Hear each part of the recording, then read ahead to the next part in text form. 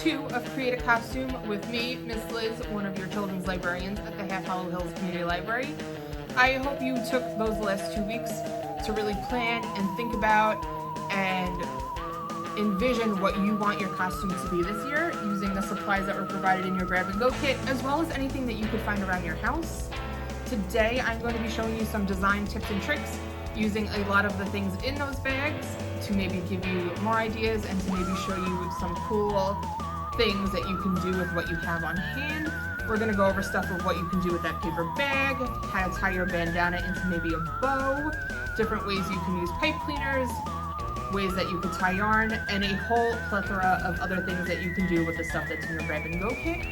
So if you want to see what some of my tips and tricks are that I've used on costumes, as well as what I'm going to use for my costume that I'm going to wear next week, please keep watching and let's start designing these things. So for our first tip, we are going to be making a bow out of our bandana. Now you are going to see that I'm going to take up the corners and we are going to put them each into the middle, put a dot of glue and just glue them down. Please excuse the fact that I'm using tissue paper in this first clip. For some reason, the ghost got my camera and didn't record the first half using the actual bandana, but it will come into play into the second half. So you're just going to glue it like that, make a smaller square out of the square that you already have. And then once it's glued down, you're going to take your bandana and you're going to put 3 dots of glue down the center, just like this, using a hot glue gun. And you're going to scrunch it together to make that bow shape. Now, please be very careful when you're doing this step because the hot glue can be hot. It is in the name of the glue. But you're going to just keep putting little dots of glue so that your bow gets a little scrunchy and makes the 2 puffs on either side. Then you can either take a piece of string to wrap it around to make that bow really tight in the middle and tie it up with whatever color you'd like. Or if you don't want to use yarn, you can also take a pipe cleaner and put it in the middle. Some other methods are using a rubber band or anything else that can be tied around it. Then you're just going to fluff out the sides and you have a bow made out of a bandana.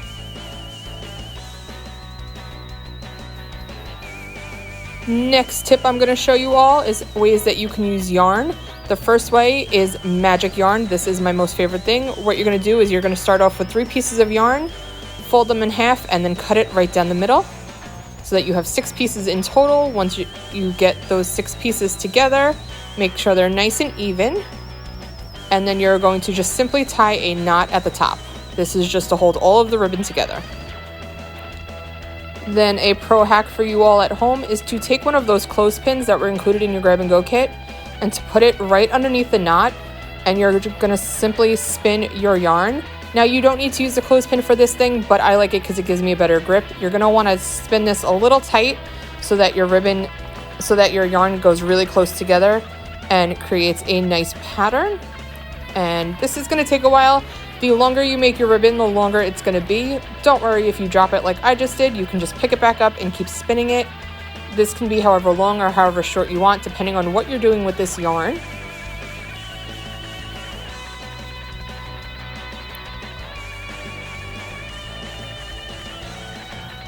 Just keep making sure that you're spinning it and keeping it tight together. You don't want it to be too loose because this is going to be magic yarn. Once you get to the end, you are going to grab that end and you're going to meet it to the top with your clothespin. And as you can see, our yarn totally wrapped around itself, making it a magical thick piece of yarn that you can now use for belts or headbands or things to hold in your pocket, anything like that. You can use it as a lasso if you're being Wonder Woman or a cowboy, anything like that. See, it goes on your wrist. It can also tie into itself if you need it to. The possibilities with the magic yarn are endless. Like I said, make it as long or as short as you need, depending on what you're using it for. But this is probably my most favorite trick that I've ever learned with yarn, and I use it for so many things. It's insane. Another thing you could do with yarn is make a pom-pom. So for this, what you're going to do is you're going to take a piece of yarn and you're going to wrap it around your fingers, take it off your fingers, and then tie it in half. Once it's tied in half, you're going to cut the loops of it to make it a pom-pom shape. Now, I did it with a few different pieces of ribbon to show you guys what it looks like, and a few different sizes. So I used it wrapping it around 2 fingers, around 3 fingers, and then around all 4 fingers to show you the different sizes and what the pom-poms will look like depending on what kind of yarn you're using. And then once you have it all cut and all those loops are undone, you can shape it to make it more circular or make it whatever kind of shape you want. These are great for trimmings for a piece of clothing or for buttonholes or to use on top of like a sword or a magic wand, anything you want. So as you can see, we are just wrapping it around my hand, taking it off, tying it in the middle, really tight, make sure it looks like that, and you can just cut through all those loops to make it a crazy cool looking pom-pom.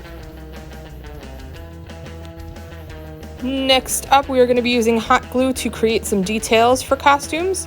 So hot glue not only acts as an adhesive to stick stuff together, but it can also create like raised surfaces for you to design. So here I am sketching out a design that I want on my super secret costume piece that I cannot wait to show you all next week. And I like to trace it out at first just to kind of see what it would look like. And then I take the hot glue gun and I go over what I stenciled out.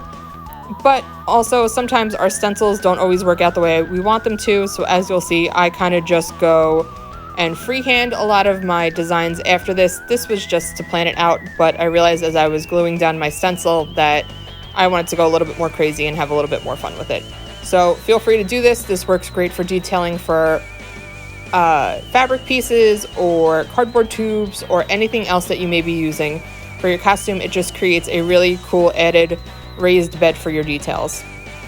Hot glue can also act as a 3D printer. Now this will not be as colorful or as great as a real 3D printer, but when you're making your costumes at home, it is all about your own creativity and what you can do with the stuff that you have on hand. So here I'm going to use one of the paper plates as the base for my 3D printed creation. You can use stuff like wax paper or tinfoil, anything that you want to use as your backing base. You just need something to put on it. Then I stenciled out my design of what I wanted to 3D print using my glue gun. And then I take my glue gun, which is all heated up, and I start tracing around it and building it up so that it is a really textured, thick surface. Now, if you are doing this at home, please, please, please make sure that there is a grown-up with you that is helping you with this. The hot glue gun can get really hot, and it is better to have 2 people helping with this just to make sure that there are no accidents, and you can 3D print stuff to Halloween perfection. So as you're going, just make sure to smooth it out and let it cool. Once it's cooled, you can cut out your 3D piece and you can use it for whatever prop you're using it for. So this is going to be the top of something that I will show you guys next week that I needed a pumpkin for. So that is what I used my hot glue gun for, to make a textured pumpkin because I needed it to look a little spooky and a little witchy.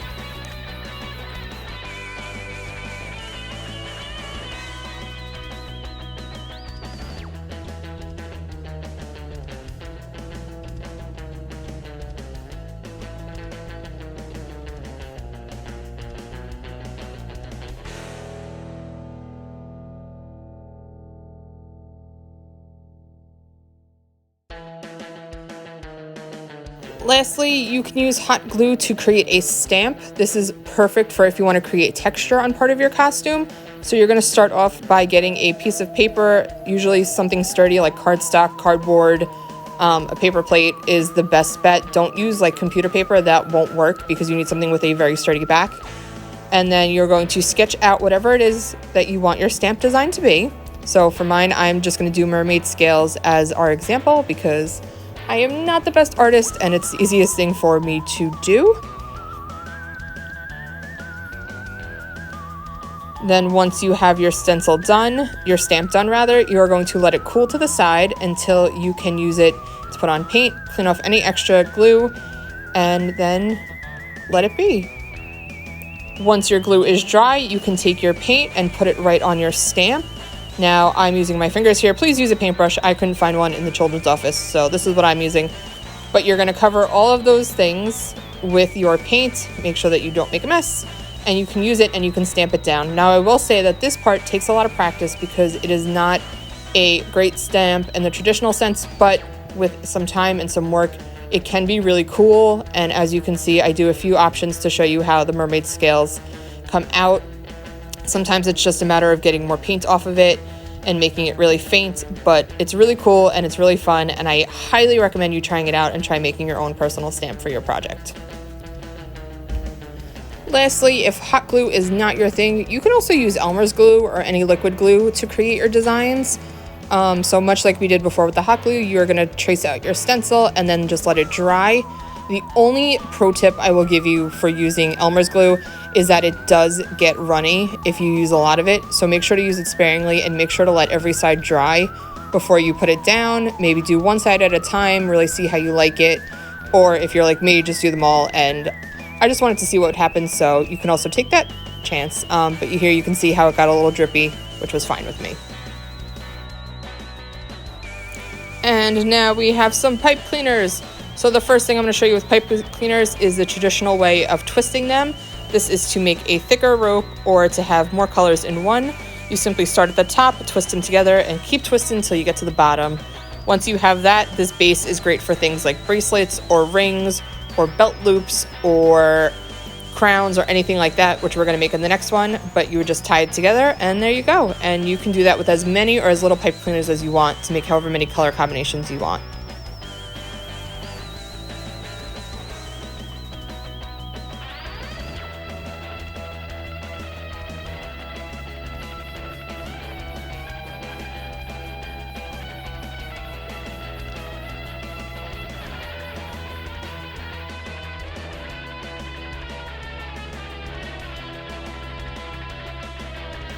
You can also use pipe cleaners to make buttons or pins. So in this example, I am going to make a butterfly or a dragonfly, depending on what you look at it as, using two pipe cleaners rather, and the clothespin that was in your grab and go kit. So now what you're going to do is take that pipe cleaner, twist the ends together like so,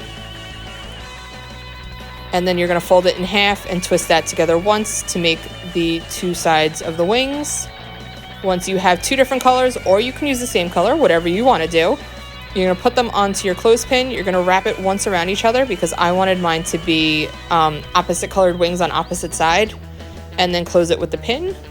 You can make yours the same color on either side, or you can make yours different colors, however you want it to look. This is what I wanted for mine. And now you can just take that clothespin and either glue it onto a bracelet or glue it onto a headband or glue it onto a pin and make it a backing for something. And then finally, the last trick I'm going to show everyone at home of what to do with pipe cleaners is how to make your own crown. So you're going to start with two different pipe cleaners that are twisted into one big circle that's going to fit the size of your head. So please make sure to measure it so that you know how big to make it. Once it's the size that you need, you're going to take some other pipe cleaners and start twisting it into your crown design. So I want mine to be a little spooky and a little eerie and a little Halloween-y. So I'm going to make mine a pointed top. So what I do is I take one side, twist it around, and then make the point, and then take the other side and twist it around. Now you can make yours rounded. You could twist it at the top to make a really cool design. However you want your crown to look. This is just the base form of it.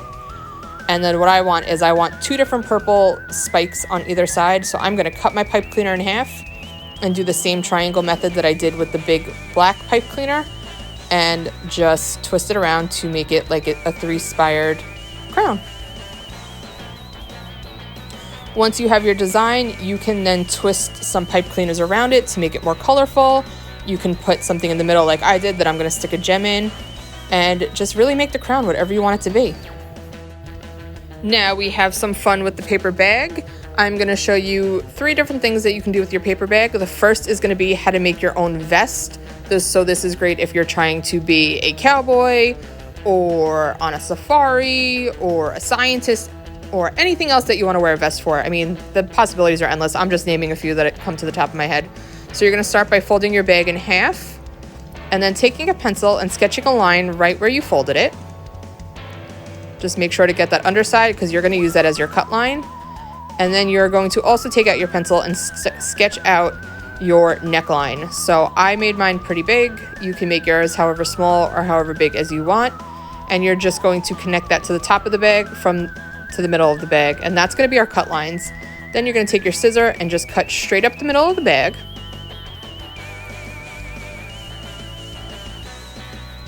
And then you're going to take that scissor and cut out those necklines that we did.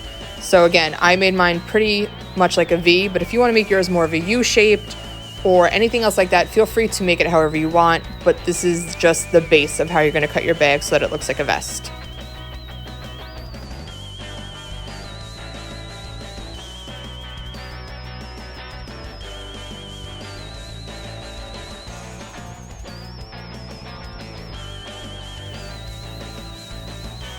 Once you have all of that done, you're going to cut out arms on the side of your bags. So now this one just happens to have that perfect circle that I'm going to use as my guideline. But if yours doesn't have a circle on it like this one does, that's okay. Just kind of cut towards the middle and top of the bag, wherever you think your arms would go. And that's where you're going to cut your armhole. Now, it's better to cut it smaller. You can always make it bigger so that it fits you. And then you can just keep kind of going. Or if you have a grown-up or a sibling around to help you, maybe they can measure your arms and show you where they go. And then you're just going to do that. And then you'll do them on both sides. So just make sure to cut out your armholes. Because it is a vest, you need to be able to put it on. So feel free to make your arms however you want. They can be a rectangle shaped. They could be a diamond shaped. They could be a triangle shaped. They don't have to be circle. Whatever you think your arm should go into, whatever you want it to look like, it's totally up to you.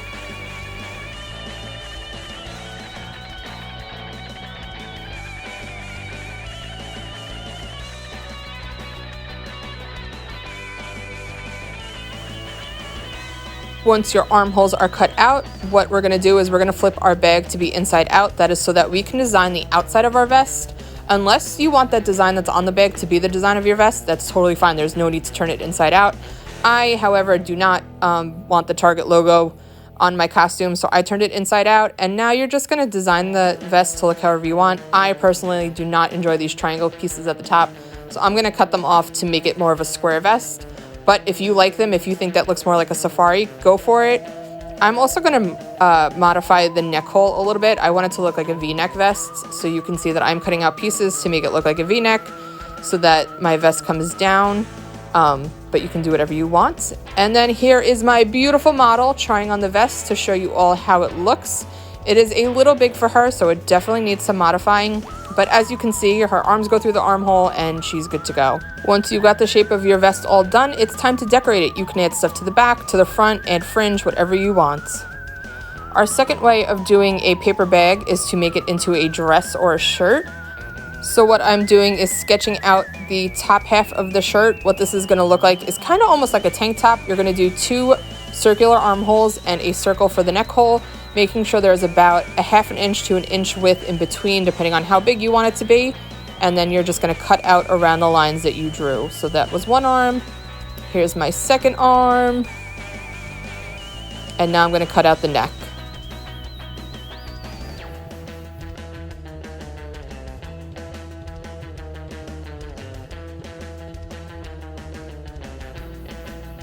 Once it's cut out, I start thinking about how I'm going to design it. You can cut a cool hem. You can use stuff to create a hem. I might use this paper crown to show what it might look like. And it's just about playing it with it. But before I start decorating, of course, I got to make sure that it fits again. So here comes my beautiful model. And she is going to show us what the dress looks like. Already I can tell I don't like those points on the side. So I know I'm going to cut those off to make it more of a circular armhole. And I'm struggling a little bit because her hat was too big for the neck hole. So definitely play with your paper bags. That's why there's a few of them in your grab and go kit, so that you can guess, test, and revise to see what the best method for you is. And then finally I got her through and you can see her dress. And she needs a little bit of work. She needs some tailoring, but this is the overall shape of the dress that you can do. And then lastly, I'm going to use the small paper bag that was in the grab and go kit to make a broomstick for my model. So I start out by tracing around the staff of the broom that I'm going to use and cutting out the circle that's going to be in the middle. That way I can get the broomstick in there.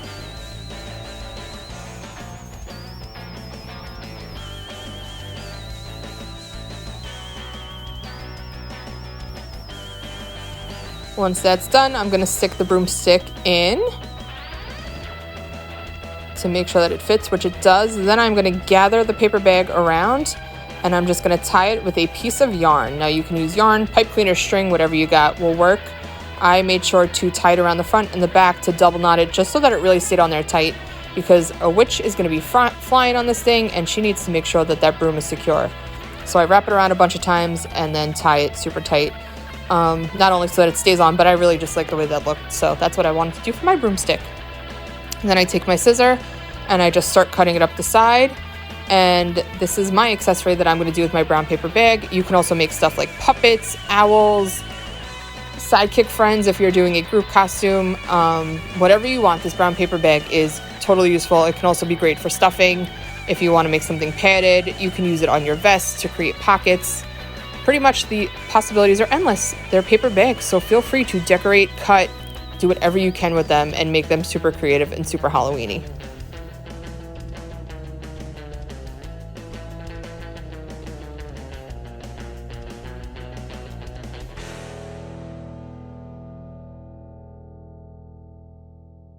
So that's it for this week's tips and tricks. I hope you learned something new, different, and interesting that you are going to use for the costumes that you're all making at home.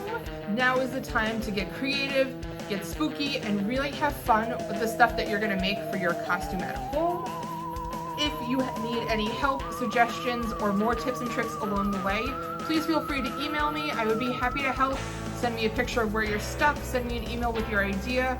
Whatever you need, I am here for you. So please let me know. I would love to see the progress you're making at home.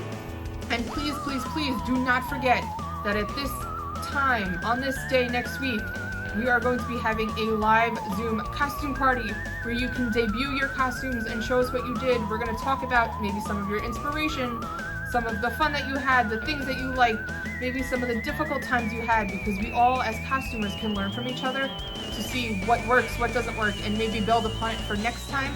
That is the beauty of making costumes, is that everything that you do can help someone else down the line. So thank you all so much for joining me for today's Create a Costume. I cannot wait to see you all live next week on Zoom to see what you've created, and I hope you have a spooky, haunted day, and I will see you later. Bye!